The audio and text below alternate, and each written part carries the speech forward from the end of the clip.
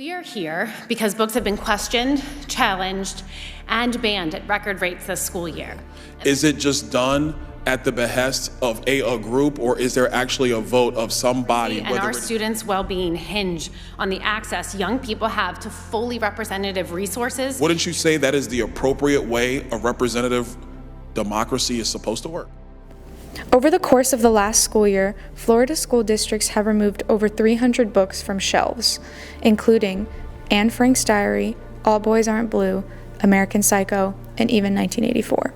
The Florida Senate has passed 156 Senate bills that forbid explicit content. Sexual, violent, and LGBTQ+ content has been censored from classrooms. You know, it has made us much more deliberate in what we choose to teach, which is not necessarily a bad thing. Though some of the things that I've traditionally taught are challenged or no longer acceptable, which has been kind of an adjustment period for sure, as we've tried to come up with, equitable literary texts that explore similar themes. I think for us it was a little bit more rigorous. I think the quality of the instruction was higher. I think that the teachers had a lot more freedom, which allowed them to be more creative and in turn became more passionate about their work. I think teachers have so many more restrictions and requirements when it comes to metrics and outcomes that I think it restricts them from being the true educator that they probably dreamt of being. At college level, we can say it's fair game, all things are fair game, but is all things fair game at elementary school age? Should 5-year-olds be exposed to the same types of materials that 18-year-olds are exposed to? I think therein lies the problem and the question. I believe that there's some level of fear as expressed by certain individuals in the community of that teachers and the school system in general are attempting to create a certain mindset or create a certain set of beliefs in students.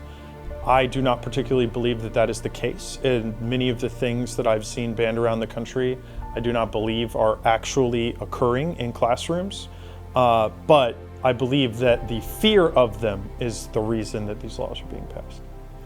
I think it's this idea of control that a lot of people in power want to have, and if there's something that they don't agree with or that aligns with their morals or principles, they need to project that desire to take that away onto everyone when they have that role of power in this country.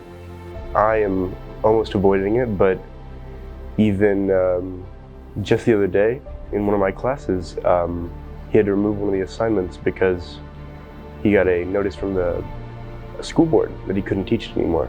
And I thought that was really interesting. The ability to learn about and appreciate the diversity of the human experience, perspective, and opinions is crucial to gaining a sense of belonging. We can gain this ability through our access to books and other resources. This is why a singular reaction to a book should never result in the immediate removal of a resource, but instead be the basis for a conversation to understand the purpose of a library and the support and resources that librarians offer. I'm worried about college education. I'm worried about the potential for indoctrination at all different levels of education. I think that these laws will change with time, and they're going to probably go back and forth with the pendulum, the political pendulum, as it swings back and forth depending on who is in control of passing and creating this type of legislation. If 8 texts are no longer allowed that hit the theme you desired, there's always a 9th because of the complexity and depth of the English language. But at the same time, having to seek out that 9th has been somewhat of a challenge.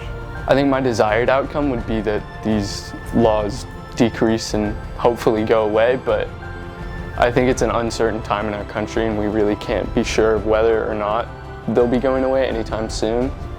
It just depends on how the next few years of leadership alter and change.